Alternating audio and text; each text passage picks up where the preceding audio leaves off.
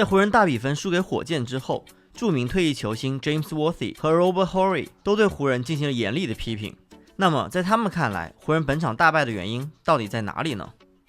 What is the challenge that you're faced with when it comes to a player like Anthony Davis? So look, we don't know if they'll be without him on Friday or not. We'll obviously pay close attention to that.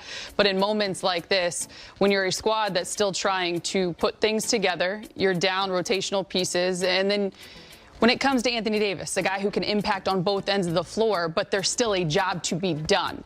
And oftentimes as competitors, we talk about building those habits and finding ways to win, all despite maybe things not being where or how they should. Yeah, you got to play as if AD's on the floor. You got to play with the same kind of effort, the same kind of, intensity.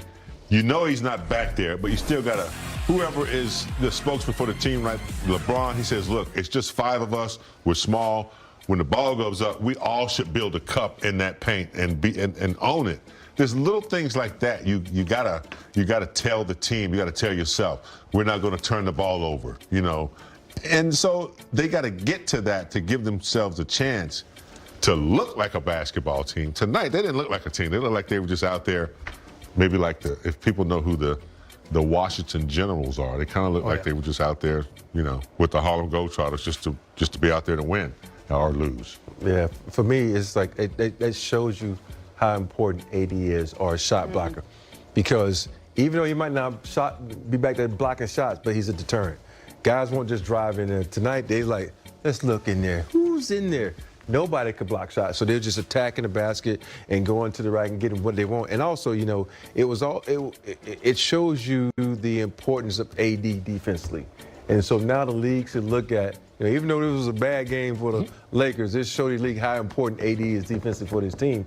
And that should put an extra star, an extra feather in his cap. So the thing about this is, when you have bad games like this before a really good team, because let's face it, they talk about the Phoenix Suns being a team that's going to go to the finals, it kind of sparks you. So I'm not saying this is a good loss, because it was an awful loss, but hopefully that they'll be more energized when it comes to playing the Phoenix Suns next game. Yeah, Phoenix just got Bradley Beal back for the first time. He hasn't suited up for them other than preseason. He played tonight. His back's been bothering him for a couple weeks, so they're presumably going to be full health when the Lakers see them in a couple days. Yeah, you wonder, maybe AD, he came close to playing tonight. They kept calling it a game-time decision. We got word half hour, 40 minutes before tip-off that he will not be playing. Hopefully he's better on Friday. Christian Wood took his spot in the starting lineup tonight. No points in 22 minutes. 4 rebounds in 22 minutes, 4 fouls in 22 minutes. So not a great game for Wood. Another one of those guys, James, who I was thinking maybe he'll step in, fill in some cracks, get a double-double. Obviously, that did not happen.